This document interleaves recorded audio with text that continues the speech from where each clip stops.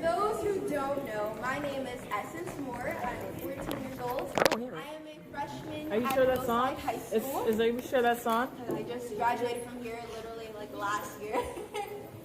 I started designing clothes when I was 6 years old. And at first I was just drawing because I was bored and I was 6 and I had nothing else to do.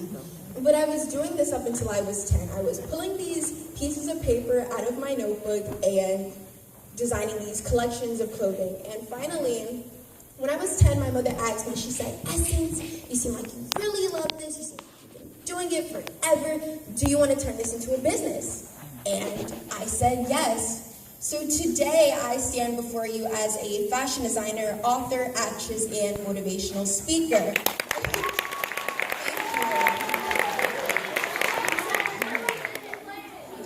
My first event was when I was 10 years old. It was in the year 2013, and I had my first collection of clothing made. Who knows what Made Stars is, the dance performing arts school? Well, I used to dance there as well, so they came and they performed, and it was just amazing.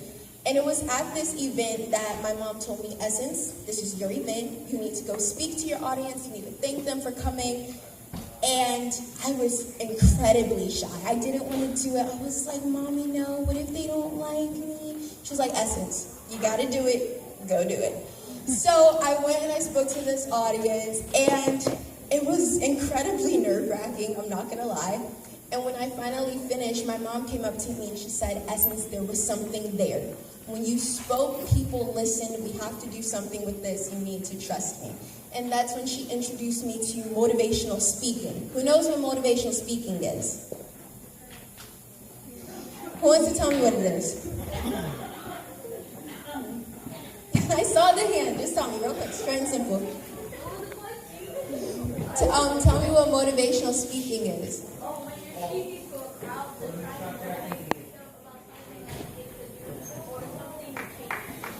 Exactly. Motivational speaking. That's exactly what it is. Motivating the crowd. So after I was introduced into the world of motivational speaking, I came to the conclusion that I wanted more. I wanted to do more things. And since I was 8 years old, I had a love for acting. So that's when I got into acting. And I've done independent films, I've done movies, and it's just so fascinating to me how you could express yourself through someone else. And it's something I definitely love. And when I was 11 years old, and I was in 6th grade, just like you guys, at WOK. Hi, Daddy.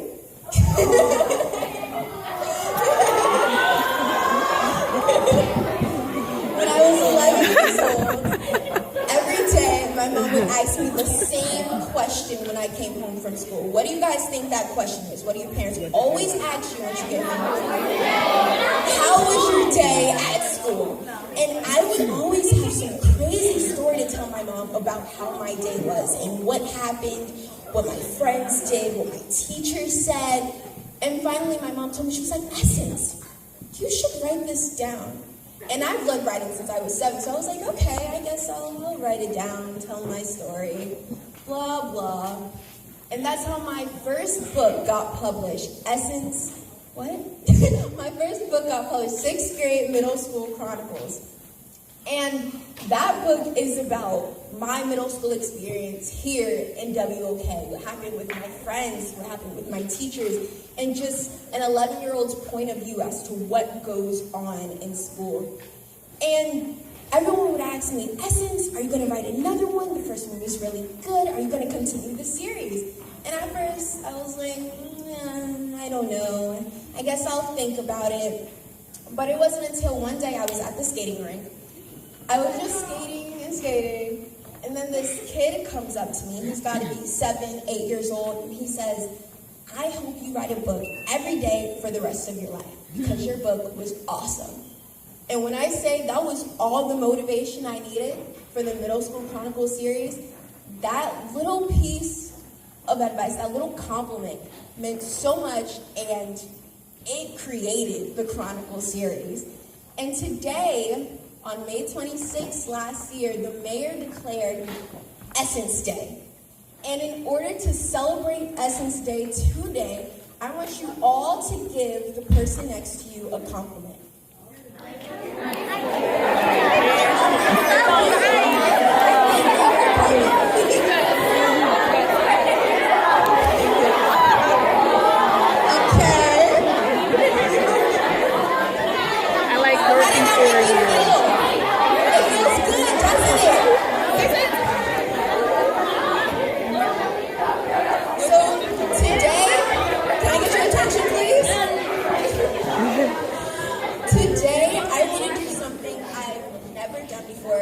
Just because of how special WOK is to me. I always find myself right back here, right back in this auditorium, where it all started. So here I have with me 8th grade middle school chronicles, which is my most recent published book. I wrote this when I was 13 in 8th grade, and it's about my 8th grade experience here. And I think a lot of it is stuff everyone in this room can relate to. And what I want to do differently is I want to read a chapter. It's pretty short, so I'm not going to hold you too long, from this book. And I think it's something we all can connect to. Are you guys ready? Yeah.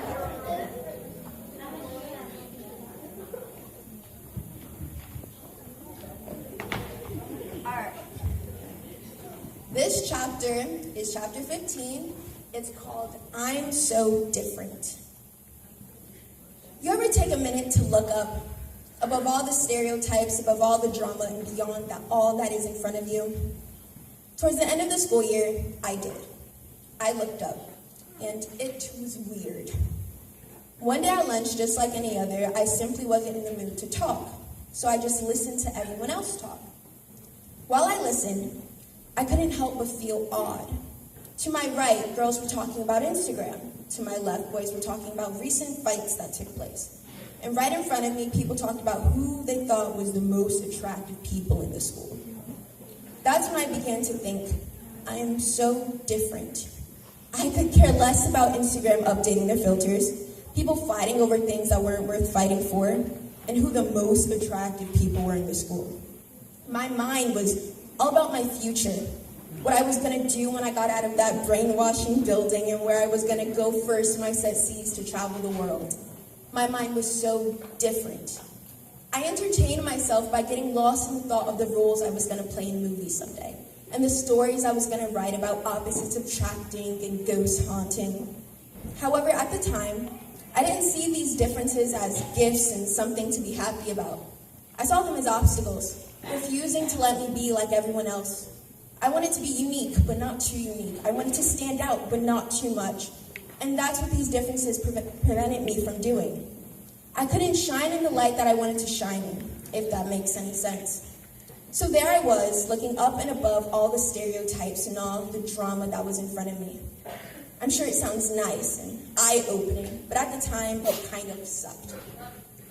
I felt like an outcast, like no one could see things the way I saw them, and it made me feel weird. I felt like a loner with a bunch of friends who knew nothing about me, nothing about who I was and what I wanted to do. And I wasn't blaming anyone other than myself. I was a stranger in my own body. I thought something was wrong with me, like I had some disorder that prevented me from being normal. I didn't talk much in school after that. And because I didn't talk, I was forced to listen to the idiocy that surrounded me. I felt cornered, like I couldn't escape the way these people thought, and the power their ignorance had over me. The things I heard them say only made it worse. In my head, I was screaming. I'd think to myself, I don't care. How many times is she going to say that? Why does it matter? They do know middle school doesn't last a lifetime, right? These thoughts would cloud my mind and push me into thinking that I was at fault. I thought my differences were the problem. The simple-minded lived so simply, and I envied them until one day, something clicked. I was weird. I was different. I was unique, and I loved myself because of it. My differences made me who I am. I was creative, crazy intelligent, and super diverse. I could see things in so many different perspectives. I managed to try and understand everyone in the best way I could. I found ways to befriend people who were nothing like me. I even found ways to be happy with my weird loner mind. My mom once told me that people call weird what they can't understand. And I couldn't agree more. Most do not understand me. because I was a book written in a foreign language very few were able to comprehend. I was a story that only I could tell, and I was so happy with who I was that I just stopped. I stopped caring about what people thought of me and about being normal. And that's when I thought, why would I want to be like everybody else anyway? I am awesome. So who can tell me what that chapter was about? Who wants to break it down for me? Want to tell me? Can you come up and tell me? What's your name? Amanda. Hi, Amanda. So what was that chapter? About being different in the most unique way. Exactly. And what makes you different? That I'm not like anyone else. And that makes me who I am. Amanda is who she is. Give her an applause because of it, guys. Okay, now another thing that I actually had written in my first book, 6th grade middle school chronicles, is some embarrassing moments. How many of you in here have embarrassing stories and moments you've experienced at WOK? My hand is high, and I'm going to tell you guys when my embarrassing moment was in 6th grade. And when I tell you I never thought I'd overcome this, oh my goodness. And it happened right here too. So I'm gonna reenact it for you guys, okay? Okay. So it was a normal day during the school week. You guys know we come right through these doors into this auditorium. And this is what we did every morning. So I have my book bag on, and I'm walking in. The 8th graders would sit here, the 6th and 7th graders would sit here, and my friend was sitting in front. So of course I'm walking to the front with my friend.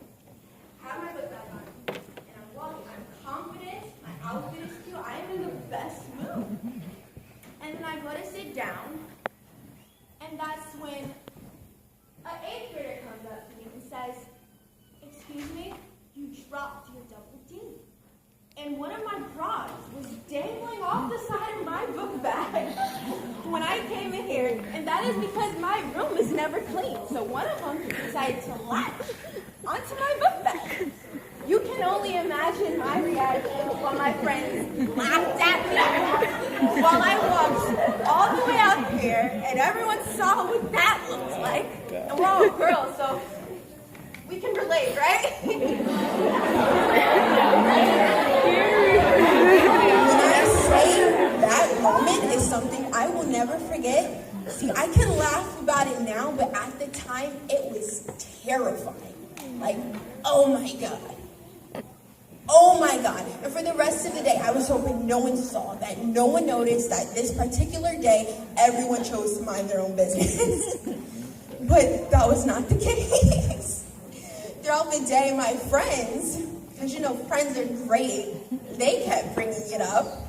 And I will never forget the feeling of trying to unzip my bag, but the zipper wouldn't open and I couldn't stuff it in there. And it was just a crazy experience. So I shared my embarrassing moment with you guys. Who's brave enough to share theirs?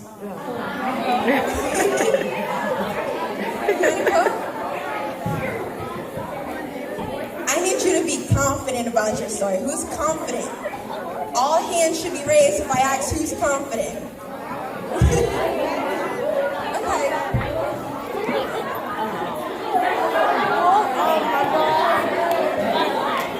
What's your name?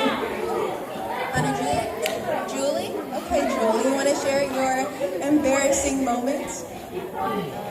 Yesterday, I was walking down the stairs. I sit on my seat and I fell down.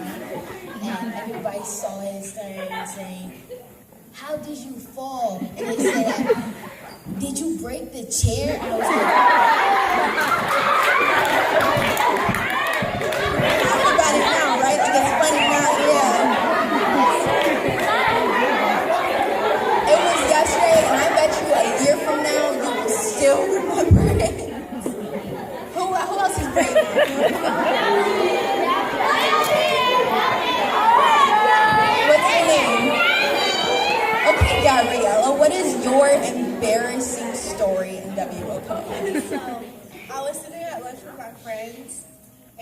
my friend was cracking me up, and I accidentally fell backwards and hit my head on the ground. Are you okay? Oh my God! Raise your hand if you're clumsy.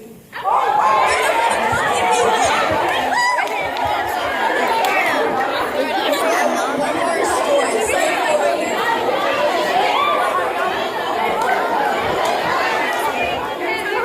What's your name?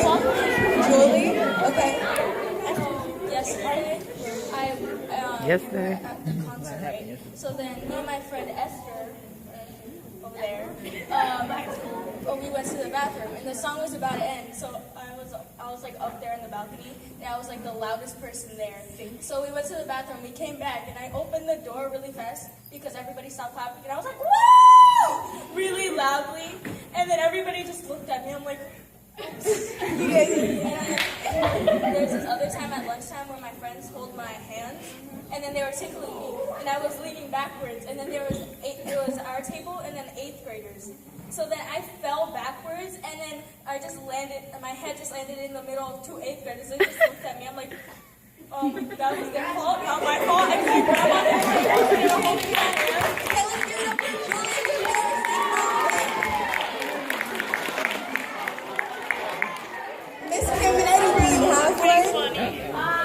Yes, actually, an embarrassing moment. Many on the playground, because I seem to get bumped and knocked around, but the boys were playing football one day, and I was walking around just making sure everyone's okay, and they went to catch, and as they caught the ball, they bumped into me, and I went flying.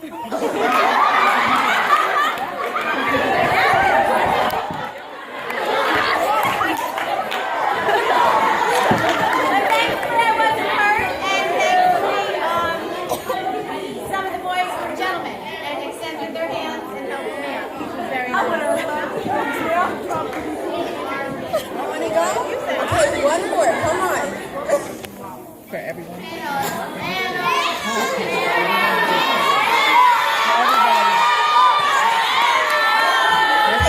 I was at my house. Anna, okay, tell us your story. She was like, I was walking through the halls. It was almost the end of 3rd period, and I was with my friend. And as we were walking, she wanted me to do something, and I didn't want to. She pulled it onto my clarinet, because my clarinet was like a book bag. And I had my book bag in front, my clarinet on my back. And she was pulling my book bag, and then I kept pulling back, and she let go, and I fell. Anna is defying gravity, guys.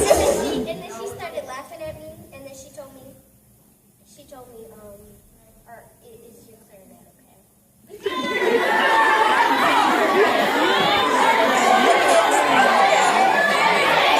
My friends just laughed. Okay, wait. I'm gonna have you guys participate a little more, but there's a message I really want to get out to you. wow. I once heard this quote, a very close friend of mine said it, and the quote is, "What we can see is less than half of what there is." And what that means is our circumstances, our situations, they don't define who we are. So right now, what happened yesterday is what happened yesterday. What's going to happen tomorrow is what's going to happen tomorrow. But the most important thing is now. As cliche as it sounds, the present is a gift, because how you choose to feel now can be an improvement from who you were yesterday and an even better life for you tomorrow. Hang on, guys. Wednesday, and I told them that we're going to go over. We have the area blocked as best as we can. There might be a few little stragglers. Say it again, Essie. If you guys could just take one piece of paper and just write one thing you've learned so far. But he'll also know how many we get. Come on. Okay, I have a question for you guys. Who knows what an entrepreneur is? Alright, who wants to tell me? It's just like, damn. Yes? What's an entrepreneur? Exactly. An entrepreneur is someone that owns their own business. Are there any future entrepreneurs in here?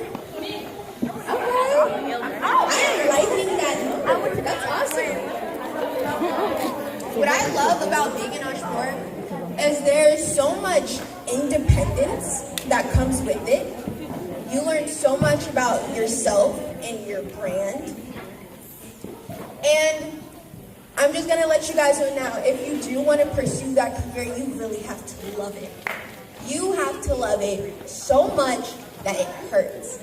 Because when I say I wanted to join the basketball team here with Miss Mathora as the coach, and when I wanted to play softball with Mr. Annette's class, I couldn't. Because my mom told me, she said, Essynce, you can't afford to get hurt. Literally could not afford to get hurt. And one day I was at the POW. How many of you go to the POW? I was at the POW and I was playing football with my friends and I tackled one of them. And I hurt my wrist in the process. It was nothing serious, but it was super sore. And it was my right hand. I'm a righty. Me too. Who else is a righty in here?